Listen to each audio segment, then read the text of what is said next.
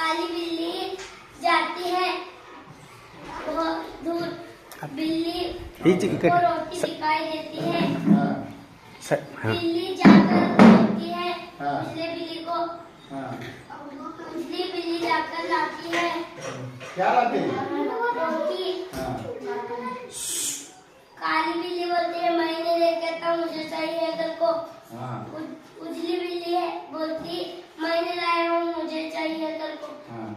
वहाँ एक दरख्त पर बंदर बैठा रहता है। बंदर बोलता है क्यों झगड़ रहे हो? मैं नहीं लेके आता, रोटी मुझे चाहिए। बंदर बोलता है तराजू लाओ कल को। दोनों कुत्ते तराजू लाते हैं। बंदर इसमें आधा खाता है, इसमें आधा खाता है रोटी। इसमें जास्त होती है, इसमें खाता है। इसमें जास्त होता है, इसमें खाता है। तो करते करते पूरी रोटी खत्म कर देता है। सही बता इस कहानी से क्या समझ मिलते हैं? इस कहानी से वो आपस में